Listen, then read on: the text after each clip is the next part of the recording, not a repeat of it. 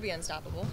Yeah, I mean, I think obviously they make the team go, but they have a very balanced team. You know, they have good big guys inside. They have depth. They are extremely efficient offensively, and they're long defensively. So, you know, it's going to be a great test for us. We were able to beat them once this year, but to play at their place will be another challenge. Steve, you've played against Kobe for so many years now. What have you seen from him in the last couple of weeks, starting with that Dallas game where he was so efficient in that fourth quarter?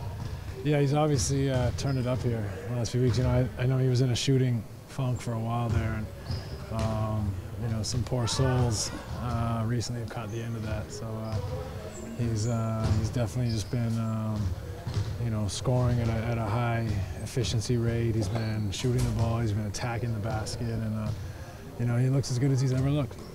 Did he ever actually admit that he was shooting something? Did he acknowledge it? I mean, he would say sometimes after games, you know, he's shooting bricks, but you know, I mean, that's a part of this game, is you're not going to play at the same level the whole season. It's a marathon, you know, and his efficiency, you know, for large parts of the season has been fantastic. So you know, he's allowed to have a few cold spells, but he's been above and beyond recently with his efficiency and his way he's been able to attack. Steve, I mean, you guys always gone way back as far as competing against each other, but just playing with him this season, are there any particular nuances that you've noticed from him that really help just keeping his game at an elevated level? Not really. I mean, it's kind of what I expected, and he's, you know, that's why he's one of the, you know, the greats. I mean, you know, he prepares, and he's got a killer instinct, and you know, he's got a great passion for it. Steve, how does their arena OKC's differ from others? Well, they have a great home court. They have obviously you know, pretty excited fan base because of their success, but also, you know, it's the only professional team in town, so they get you know, they get the fans' undivided attention and intensity, and it makes for a great arena in the NBA. Would you say it's one of the hardest to play in? Well, yeah, I mean, I think they have a great fan base. Obviously, the fans make it you know, a great environment, but it's one of the hardest to play in because they have one of the best teams. When you were off yesterday, did you watch Oklahoma City? I didn't. I took a nap for try to get ready for our game. Sure. Did you see the Serge Ibaka flagrant foul? I didn't. First I've heard of it. Yeah. You haven't even heard of it yet? No. Okay. It's pretty brutal. Yeah. You'll enjoy that. Punch Griffin when you only get punched. Yeah. Oh, that's wonderful.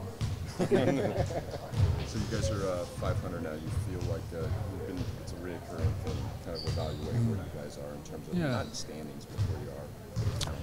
Yeah, I mean, I think obviously we've gotten a little bit better. I think the amount of time, amount of games have started to afford us a little more comfort on the court. We're more confident. I think we're more efficient. And we're growing, you know. It's been slow, and we're still, you know, I think improving at a slow rate, but we're winning at a good clip. So, you know, hopefully we can keep improving, keep winning at this rate, and really build ourselves into a good team. And obviously, ultimately, it would be fantastic if we could get a couple guys back.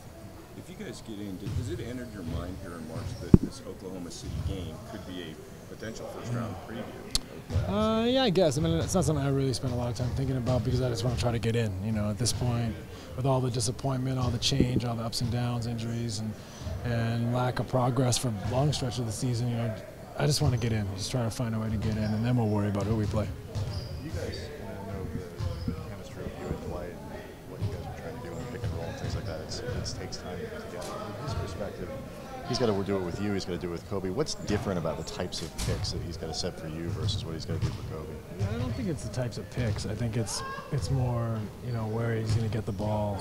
You know, where his next move is after setting a good pick, and you know, it's really multifaceted. You can't really narrow it down. It's, you know, it's a commitment from you know, both players and all 5 players involved to do their part in making it successful. You know, I mean, I think you know, if a guy's supposed to be spacing the floor in the corner and he creeps up 5 or 6 feet, you know, he allows his defender to hang around, and you know, it congests things. So, you know, even as far as guys standing in the corner have got a job to do to space the floor. And so, yeah, I think it's really something that we have to get a feel for one another as far as me and Dwight and Kobe and Dwight, but it also is something that I think we need to get a feel as 5 guys and trying to figure out how we can make them pay. But it isn't just a matter of go set a pick with that guy. There's a man on the perimeter, go set a pick where we have to read. I mean that's one part of it. There's for Dwight. I mean each of us have different reads. The corner guy's got to make sure he's in the corner, and if his man helps, then he can slide to an open area.